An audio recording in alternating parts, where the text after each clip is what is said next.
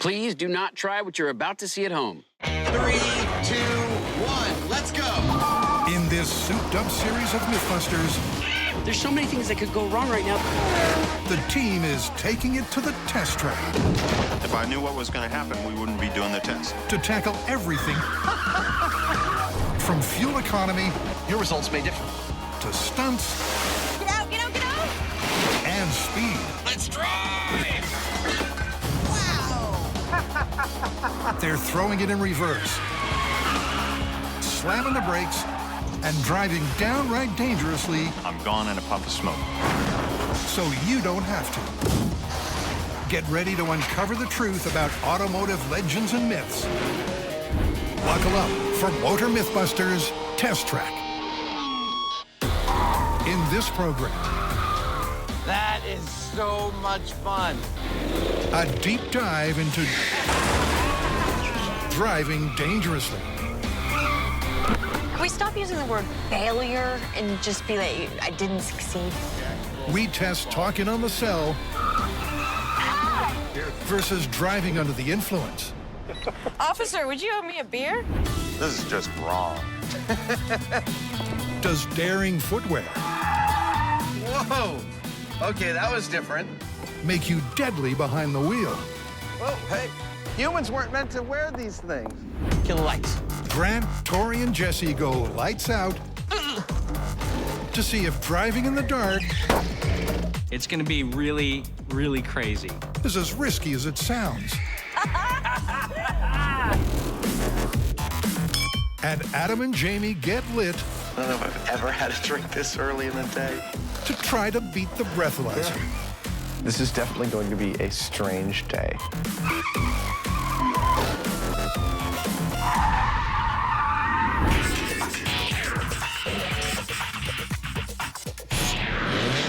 Well, this is a first. What's that? Doing a blueprint in the dark? Yes, but also a myth about smuggling in the dark. And we're not talking about your old-timey Barbary Coast pirates. We're talking about modern-day smuggling. Well, tell me about it. Well, according to the viewers, what people are doing is trying to get, let's say, maple syrup across the Canadian border to the United States. And what they'll do is they'll pick a very low-key border crossing and they'll wait till nightfall. Not just any night, very cold, dark, wintry night where it's almost pitch black. They go through the border and they do their entire journey in complete darkness. And bam, you're a smuggler. All right, so the myth that we're testing here is, can you drive in the dark without your headlights at speeds and still not hit anything? Sounds like fun to me. It's a technique that's been said to be used by smugglers. Turn the headlights off, hit the gas, and race past the border with no one the wiser. But can it be done in the near pitch dark without coming a cropper? I don't know about this one, you guys. I mean, I have my doubts. It's like, yeah, your eyes can adjust to the dark in 20 minutes, but I mean, are they gonna be able to process images just as fast and as accurately as if you had your headlights on? Well, that's what we gotta find out, right? Why don't we do this? We'll do our experiment at an indoor go-kart track. That way we'll have control over the light levels at all times. Then we can do one run with headlights and compare it to a run in complete darkness. Go-karts, high speeds in the dark? Sounds like a recipe for disaster to me. Let's do it. As always, there's work to do before the fun starts. The guys are creating a test track like no other. Polystyrene trees are strictly scenery, but wild animals could be a deadly hazard to anyone crazy enough to cruise the 49th parallel with the lights off, eh? Now, if you were smuggling maple syrup across the Canadian border, one obstacle you might encounter would be a moose.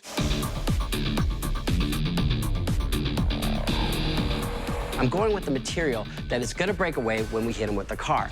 So I'm gonna make the moose out of styrofoam. Hurry up, we need those done by lunch. In fact, the team has till nightfall to ready the props for the great syrup smuggle. The moose. Grant's found a venue that's willing to stay up late. So to put this myth to the test, we couldn't just go out on city streets and drive around with no headlights. That'd be way too dangerous. To test this out, we need a venue that's controlled and repeatable, where we can test things out safely, scientifically, and most importantly, sensibly.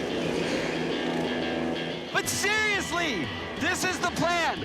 We're gonna drive this course in the dark, once with the headlights on and then with them off. We're gonna be racing against the clock, not against each other.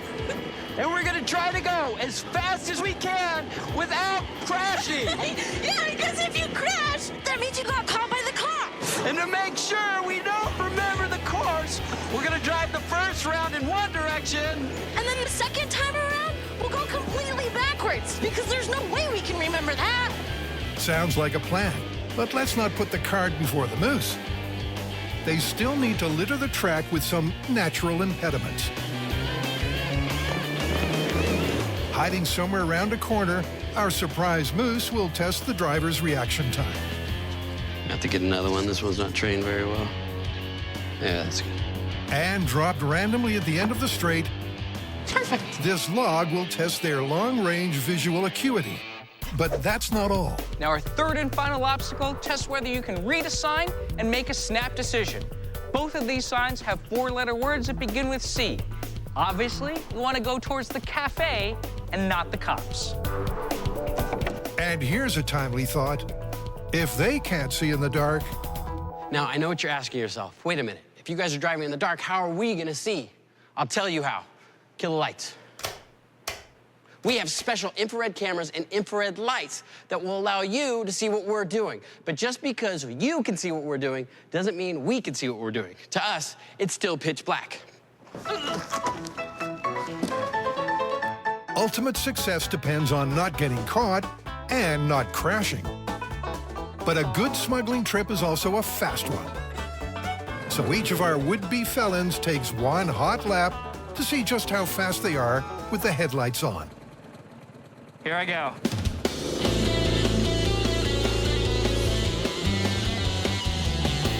The track is tight and the moose is lurking, but Grant's not holding back.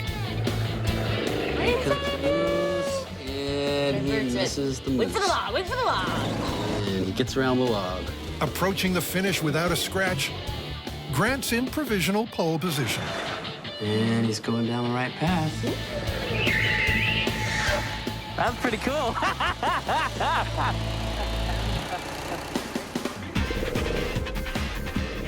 So Tori and then Jesse each take their turns, anxious to beat Grant's time without bouncing the cars off the scenery. Unseen by the drivers, the obstacles are all repositioned from one lap to the next. They were all fast and faultless. No mean feat on a twisting track without streetlights. Lights. Oh. That was so much different than just regular daylight. Yeah, it's way scarier. All right, let's go check the leaderboard. What? It's glory for Tori, but just by a whisker. All right, well, at least you've got it control now. Yes. Now the hard part. It's time to drive in complete darkness. No headlights.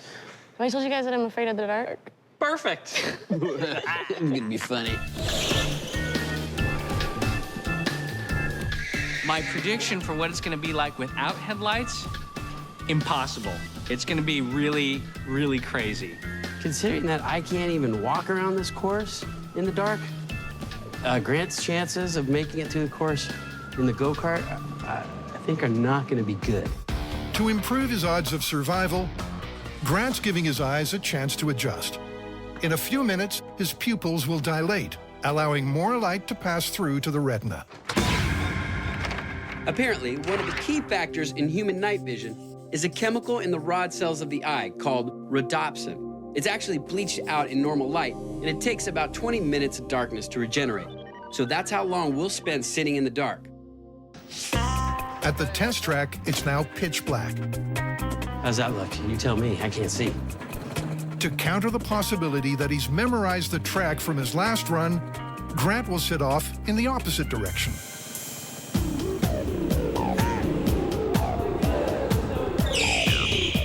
This is one of those things that is just so crazy. If it wasn't for the sound of the engine and the squealing of the wheels, it would be just like a nightmare.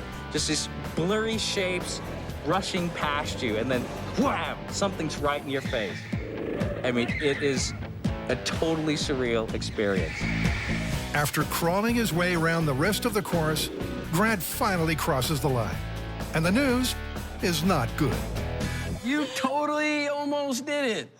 Look, I was making such good time, and then there was a moose right in the middle of the road. And then I might have grazed it, and I hit the wall. You know what? I hate to tell you, from the get-go, you went down the wrong path, and you got caught by the cops.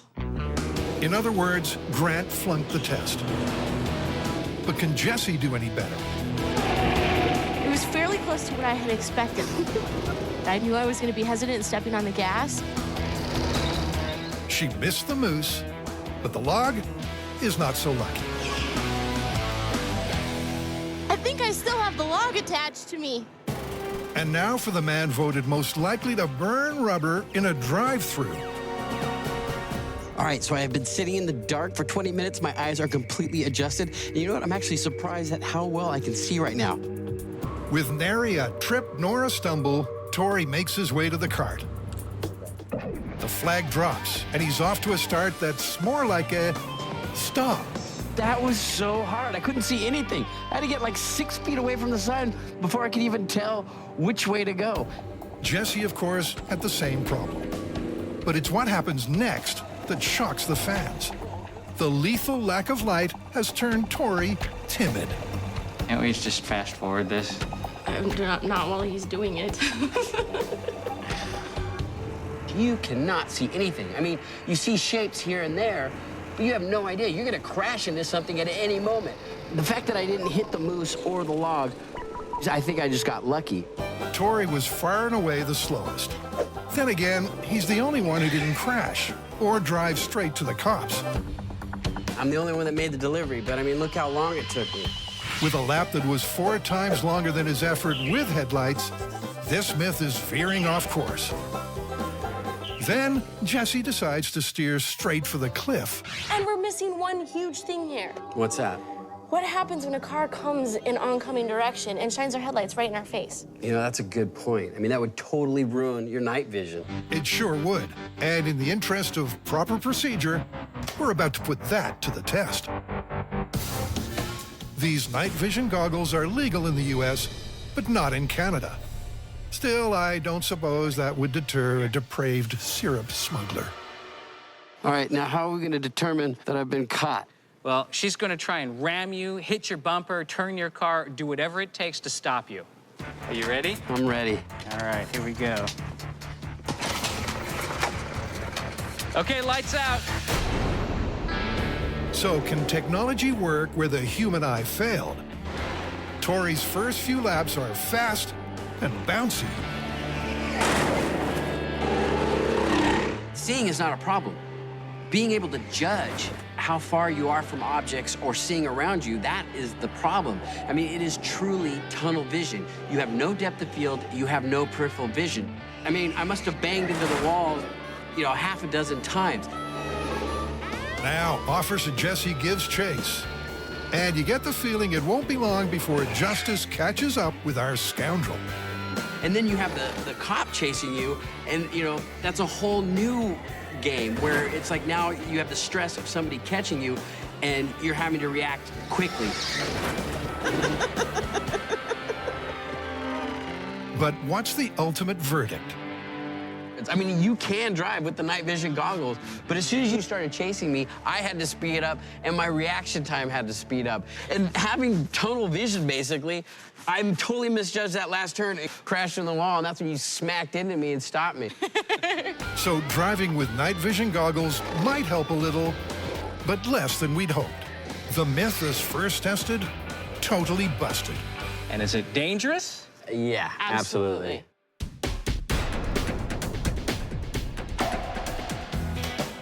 Driving with the lights out is indeed a recipe for disaster. Fortunately, that's not something the average Joe does on a daily basis. But our next myth Could you repeat that again? is a different story. Officer, would you owe me a beer? Come on, admit it. You know you do it. Talk on the cell phone while driving. And deep down, you know it's dangerous. But is it as dangerous as that other driving taboo? The myth is that it is just as dangerous to drive while talking on a cell phone as it is while driving drunk. Well, obviously, you know, while you're dialing, your eyes are not on the road. But what we really need to pinpoint is whether the conversation itself is dangerous. Yes. Yeah, people seem to be under the impression that if you're at a stoplight, it might be okay to dial because you're not moving, but then it's okay to talk once you actually get moving. And that's the key thing about this myth. Is it, in fact, safe to talk on a cell phone while you're driving? That's what we're going to test.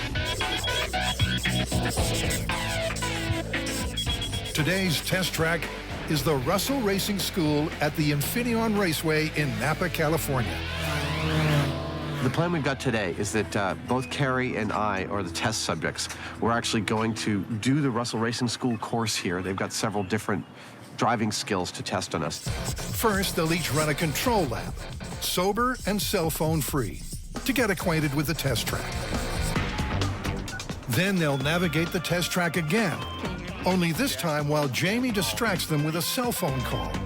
I can't hear that. Finally, they'll knock back a few cold ones, take a police-administered breathalyzer test, and then climb back behind the wheel for their last lap. Oh, man. This is a tough one because I do notice on occasion talking on a cell phone that it's easy to zone out. Whether that's equivalent to driving while drunk, which I've never done, I have no idea. Before they attempt the skills course impaired, they'll firstly each try a control run. Hey, how you doing? I'm Jamie. Mark Wallachachuk. Hi, Mark. Mark Wallachachuk, chief instructor of the Russell Racing School, takes them both through the route.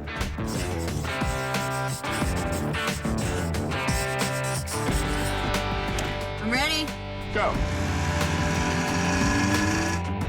Are you ready? Go. First challenge, accelerating to 30 miles per hour and stopping at the sign.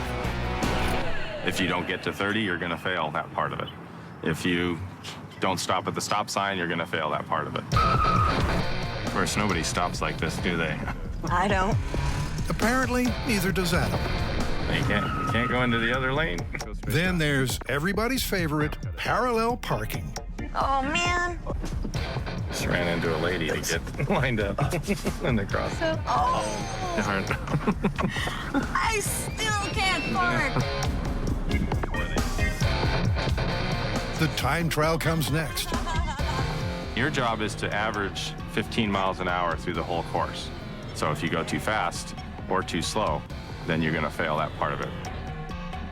And now the time. Now into time.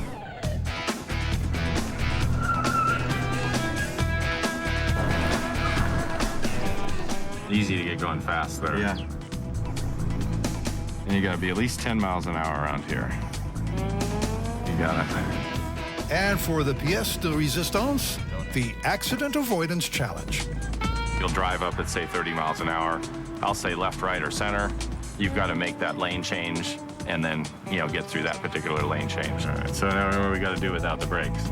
Without the brakes. A little over 25, 27. Okay. Go. Okay. Left.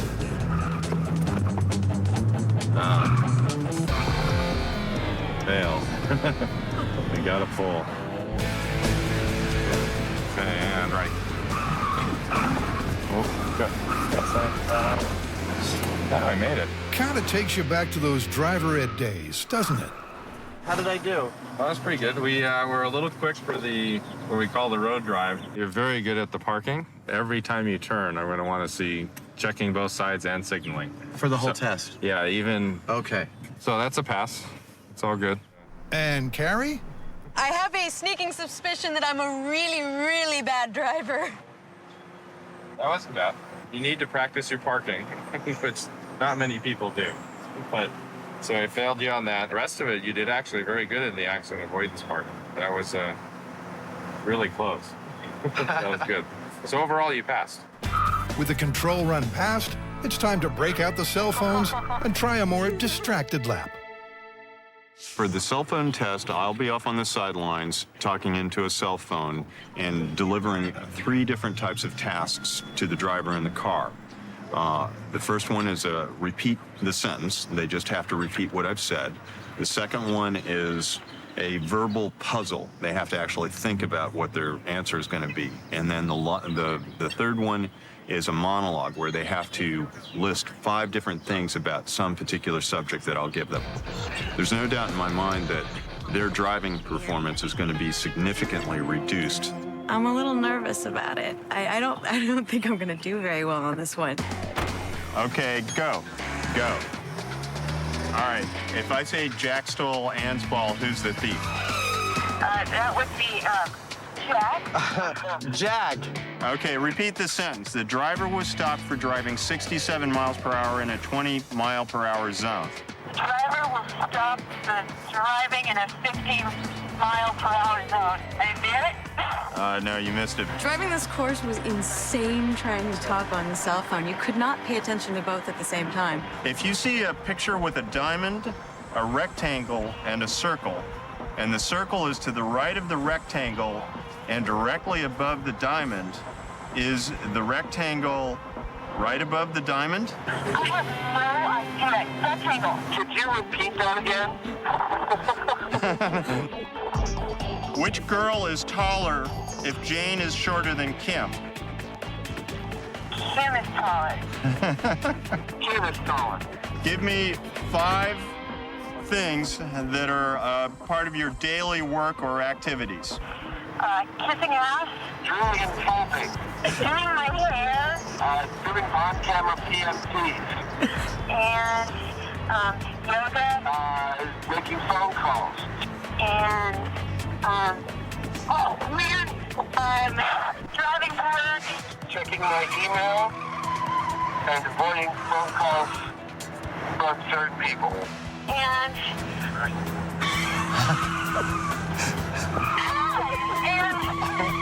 Here they come, racing to the finish line. And the winner is? That was awful. That was absolutely awful. We actually gave her a fail for the overall course. And Adam? He did end up failing. He failed half of the elements. That makes the MythBusters 0 for 2. There are a ton of studies and a lot of conflicting data about how much talking on a cell phone actually affects your driving. Yeah, one study actually showed that a simple conversation wouldn't affect driving at all. Yeah, but a British study did extensive testing with things like memory tests, reasoning, and mental arithmetic, and found that it did heavily affect your ability to drive. And that was the first study to actually compare it to a benchmark of something we know is dangerous, which is driving under the influence of alcohol. So it's back to the test track. Yep, there's only one way to test this one. And to feel the effects of the booze quicker, they've fasted since last night. I haven't eaten since I woke up. I've got a kind of hunger headache. It's a hot day out here, and I expect it's going to get me pretty toasty. But not too toasty. The catch is they need to ensure their blood alcohol ratio remains below 0.08, the legal limit for operating a motor vehicle in California. Or the experiment will be called off. So they've called in a few of San Rafael's finest to administer breathalyzers 15 minutes after every beer down. Okay, start drinking now. Cheers. Cheers.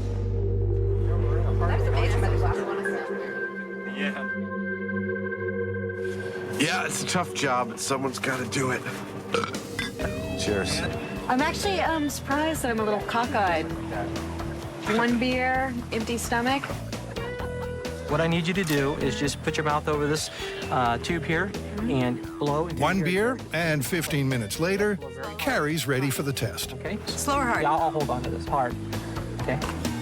Keep going, keep going, keep going, keep going, keep going. Go, go, go, go. Okay. Okay, there you are right there. 0.038. Halfway there. That means I get another beer? Officer, would you have me a beer? You're next, Adam. Go, go, go, go. Keep going, keep going, keep going. Go, go, go. There. I bet I need another beer. Oh! 0.027. 0.027. It sounds like I have a lot more to drink. Now there's something you don't hear every day. Keep going, keep going, keep going. Closer, but you can go higher, Carrie. What do you say she completes the other half beer and It's not even half, it's like a third. 0.51. 051. I think I need another beer. Here we go. Let's hope Carrie's second beer's a charm. There you go. 075. That's You're it. Right there. Beautiful. All right, can't get any more. 075. And Adam's third tips the scales. 07. 07. All right. All right. Let's try with 07. They're rocked. Now it's time to, roll. Oh my God, you're getting in my car? Yep, our brave instructor is once again putting his life on the line to grade their performances. Being the fact that we're only going to potentially knock over a few cones, I'm just fine. Let's hope Carrie's driving isn't that bad. And go. First obstacle, the brake test. That's a stop sign, Carrie. Slow down. Stop. We did go past the stop sign here right off the bat by about 4 or 5 feet, so we ended up in the crosswalk. Not a promising start. And parallel parking is up next. Actually, I gave her the parking. It was one of her best efforts. It was marginally good. Here comes the road timing test. Remember, it's got to be done in 45 seconds. Uh-oh, 30 seconds.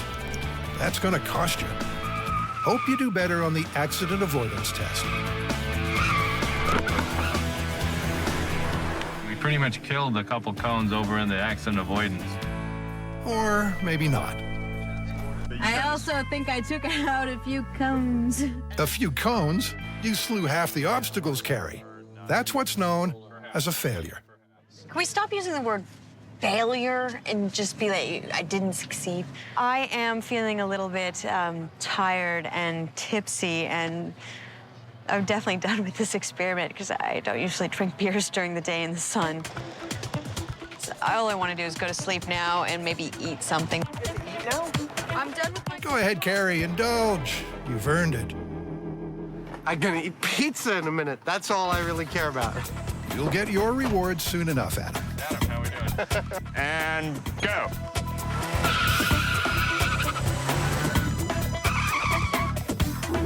Assuming you can ever park. Well, we saw the parking, so that was a little off.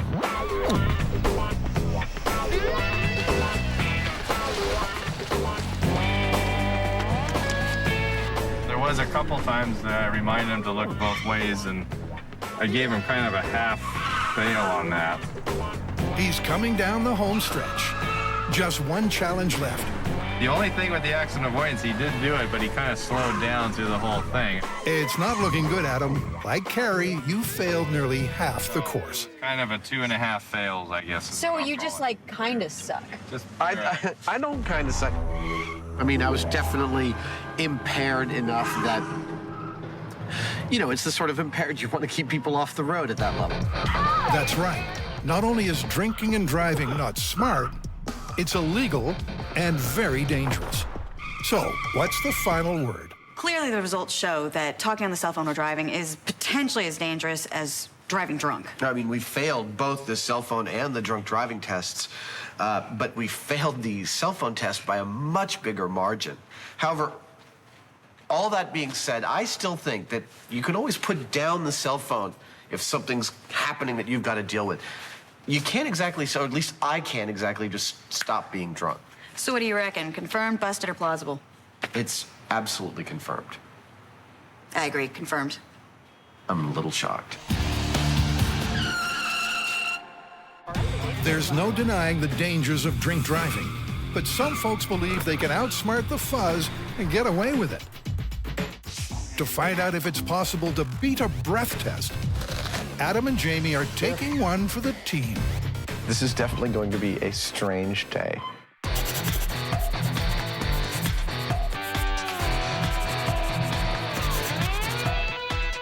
Here we are at the San Francisco Police Department Crime Lab, and we've got the breath tester, and we're going to get drunk today, I think, and see whether we can get around the breath test. Well, there's a lot of myths out there that are really kind of strange about all these substances you can use to potentially beat the breath test. You know, Adam, I don't think any of this stuff is going to work. I don't think any of things are going to work either, but it's up to us to imbibe and then further imbibe all of these things to show this. So the idea is to get drunk, then put different products in their mouths to try to fool the breath test machine into giving a lower reading. The San Francisco Police Department generously offered its crime lab for the day. Officer Bruce Gendron will be watching over Adam and Jamie. Adam's drink of choice this time is scotch. Neat. Jamie's mixing vodka with cranberry juice. I don't know if I've ever had a drink this early in the day. Nostrovia, Kampai, Prost. Right there with you, buddy. In California, you're considered legally intoxicated with a blood alcohol concentration of 0.08. Spirits are about 40% alcohol. How many the guys need to reach the limit depends largely on their weight and how fast they drink. A little bit of food to cut the alcohol. I'm lit. It's like 1 in the afternoon and I'm lit. Food does slow alcohol's absorption into the bloodstream, but their livers can only metabolize 1 drink an hour, and just 5% of alcohol is expelled through urine. Put simply, their bodies can't keep up. So we've had 13 drinks over 3 hours. I know I'm drunk, but I can't even remotely tell that you're drunk. It's kind of annoying. I want to see you like put a lampshade on your head or something. Sorry, bub. All right, let's go. I feel totally fine. Allow me to place this on your breath testing machine and I'll be happy to be tested. You are pretty smelly. That's it, keep it up. Listen to the music, and that's what we're trying to do, is keep that sound going. Very good. That's good. 1-1. 1-1. All right, finally. Woo, we're at 1-1. We're over the limit. I'm guessing Jamie goes to 0.9. I think the extreme difference in muscle mass will make Jamie process alcohol a lot more efficiently than I do, apparently. He's doing fine. You just sit over there and be quiet. It's rough enough having one of you here, but having two. Of course I'm causing trouble. Yep, 09. 09, legally drunk. Legally drunk and illegal behind the wheel. Strangely enough, the first refuge of a driver pulled over in this condition seems to be breath mints. Right after you get stopped, and we're making it up to the vehicle, and you can see them rushing around in the car trying to find mints or trying to find anything to put in their mouth. But it's also... A trackside sobriety test quickly reveals how the guys are faring. I don't want you looking down. Okay, now stop. I want you to turn around just on the balls of your feet. With your right index finger, touch your nose.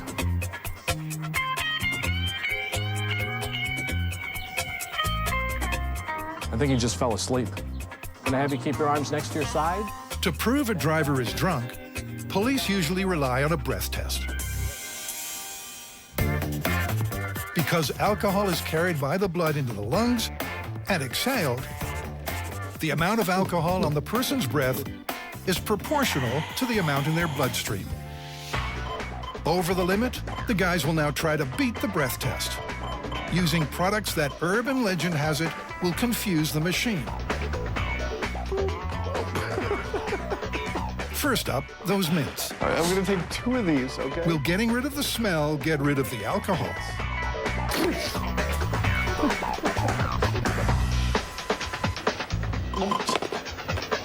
Ooh. Okay, that's minty. 1-0. 1-0. Fat lot of good that did me. He's still blowing over 0.08. Maybe something with a stronger smell? Your best bet is probably to hold your nose, literally, and just take a big bite out of this onion.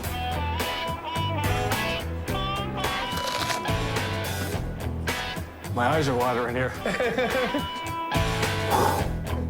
Let's try and see if you were able to fool us.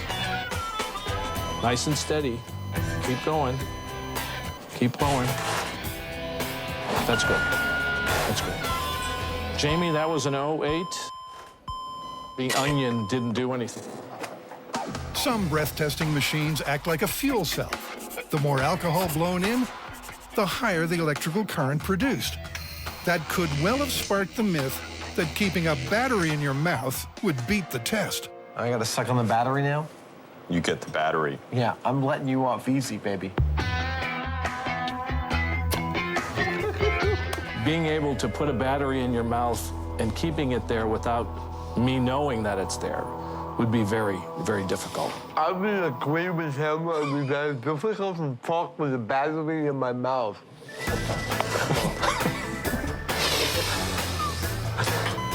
I'd say you're charged.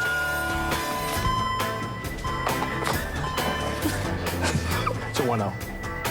A second type of tester relies on a chemical reaction. Perhaps throwing a little extra copper into the mix will fool it. You ready? Nice, steady blow. That's it. Very good, thank you. 0.09. Pennies don't work. Oh, ladies and gentlemen. Another pseudo-scientific myth suggests hyperventilating might cleanse the lungs of alcohol for just long enough to pass. All right. 1-1. But that doesn't work either. In fact, the myths are running dry. One last contender, mouthwash. One wonders where you do this in a car while the police are like coming around to your window, but nonetheless, we'll try it. Just nice and steady again. 0.43. 4-3. Really? Yeah. Oh, 0.43. Yeah, that's way gone. Something's causing a false reading. A little higher at 0.5 is lethal. To iron out glitches like that, police always test you twice. Very good.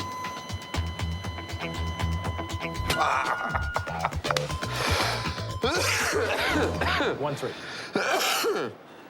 So it would appear that mouthwash doesn't work at all.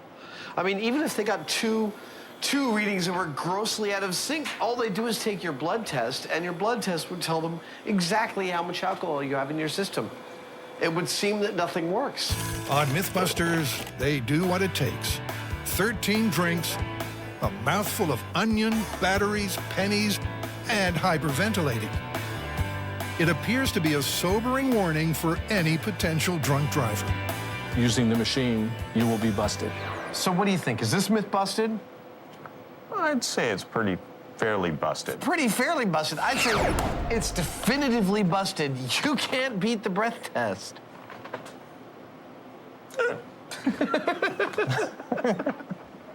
With that settled, the guys are moving on to the most daring of our dangerous driving myths.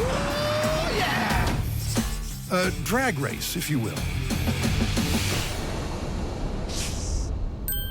How's that fit in? Well, the myth is that there are certain types of shoe wear so poorly designed for driving that they actually make you into a dangerous driver. You don't actually think I'm going to wear those, do you? In fact, I do. Could it be true that wearing certain types of footwear will turn you into a hazard of the highway? To find out, they're heading straight to the test track. So we got a closed course and a car with racing harnesses in it. What could be a better day? Where they're planning a stunt driving shoe showdown. Brought out an old friend, Marv Ruff, who is an instructor at the Alameda County EVOC Training Center. So Marv is going to bring us back up to speed, and he may even teach us a few new tricks. Yep, before they can begin their testing, the guys first need to hone their handling. So what's first? We're gonna try a reverse 180. Awesome. This is gonna be fun. Jamie and I are going to line up a bunch of complicated driving maneuvers. Just remember, let the car do the work. We're going to get really good at them. A little more speed now. That was nice. And then we're going to see if it's even remotely possible to do them in some fancy footwear. Whoa! That is so much fun. And there's more fun to come. because those silky stunt skills are going to be the basis for a fancy footwear test track. Oh, that's the end of the straightaway. And to say it's extreme is an understatement. The first part of our course is accident avoidance. The moment that light changes, Jamie has to choose a lane. Accident avoidance means not hitting any cones. It also means not hitting any people. After accident avoidance comes the forward 180, which we've been practicing. He's gotten pretty good at it, too. He's got to nudge this pedestrian. Then he goes into a reverse 180. Like that. The reverse 180 leads naturally to a zigzag slalom, which requires very precise application of both the gas and the brake, something that might be very difficult with weird shoes.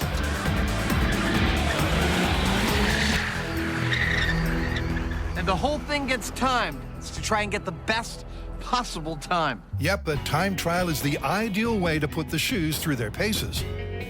And first up is the control, the regular shoes benchmark. Regular shoes control test in 3, 2, 1, go. The course is working out great. To make it through quickly, you have to move your foot from pedal to pedal, back and forth, back and forth, and back and forth. It's working fine with the shoes that I've got on, but what it does with fancy footwear, we'll see. All right, well, your first one was 122, second was 121. I think that's your benchmark. Okay. My turn. 3, 2, 1, go. When Jamie and I set up this course, we were looking for something that would force us to drive at the very limit of our ability, and that's pretty much exactly what this thing does. If any kind of alternative shoe wear is going to inhibit my ability to drive at all, it's going to show up on this course. How'd I do? 117. 117. I've been hitting that every time. I guess that's my benchmark. That's pure fun right there. They've burned through their control laps in times that the hazardous heels might find hard to match. Like that smell of burning rubber, don't you? Not really. Well, our controls are done, though. Yep, it's time to move on to the other stuff. To some fancy footwear. Yeah. Let's do it. The guys have selected snow boots, wedges, and 4-inch high heels as the types of shoes most likely to cause difficulty driving. Now it's time to put this story to the test. It's why we're wearing our driving shoes. This is just wrong. Seriously, this could be dangerous, so stop laughing. Seriously, stop laughing. Yeah. Shall we? Yeah. All right. These red heels are hard enough to walk in, let alone drive. I'm glad. Oh, hey. Humans weren't meant to wear these things. But when the rubber hits the road, how will these shoes affect Adam's ability to control the pedals?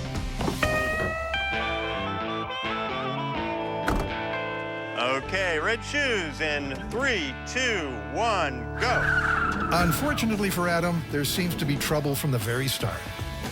Harder to get up to speed because I'm pointing my toe. Because of the narrow toe Whoa! Okay, that was different. and the towering heel, Into the reverse 180, ladies and gentlemen. shifting from pedal to pedal seems harder. Whoa, just a little understeer there, eh? But Adam and his stilettos do stay the distance. Come on, baby. Let's get home.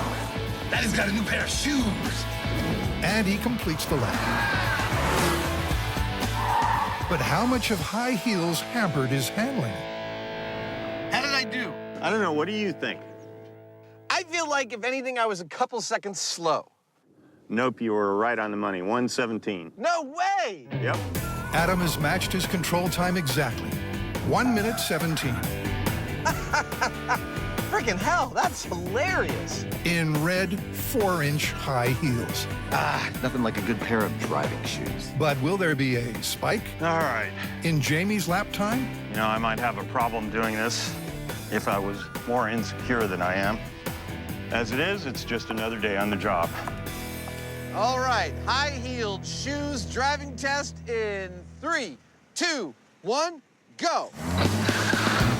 Jamie tries his hardest to put the pedal to the metal. I think I'm getting a sense as to where this story comes from. So far, so good. I mean, just look at these things. They look awkward. They feel awkward. They don't feel like they're efficient things to be able to drive a car with. How do you think you did? I don't know, about the same? Exactly the same. 1 minute, 21 seconds. Well, there you go. Time to move it up a notch. Ready with the wedges? I'm totally ready, and I'm sparkly. Go. With a higher heel and an open toe, the wedges take some getting used to. I felt my foot catch a little bit on the accelerator pedal there, But on the test track, but I don't really feel like it's getting in my way. for both Adam 118. and Jamie, 1 minute, 22 seconds. Pretty much right on the money.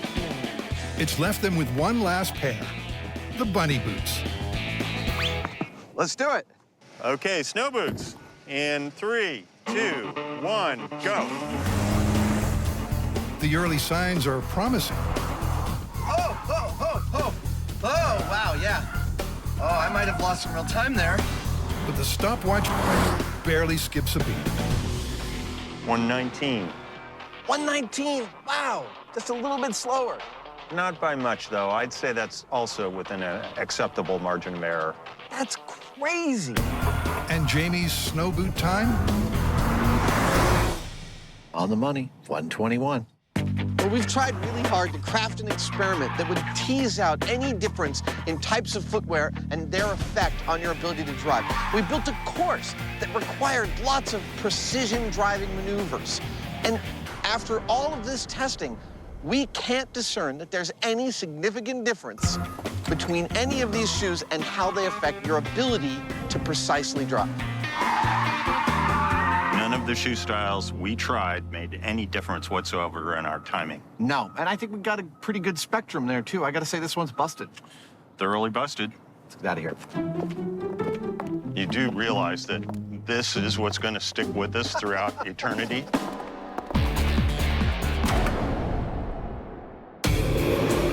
The things we do in the name of science. Seriously, stop laughing. So while the footwear you wear won't turn you into a road risk, Whoa. Okay, that was different. driving in the dark without headlights at speed will. Talking on your cell phone Could you repeat that again? while driving can be just as dangerous as driving drunk. Officer, would you owe me a beer? And if you're foolish enough to try the latter, Fat lot of good that did me. there's no fooling the breathalyzer. I'd say you're charged.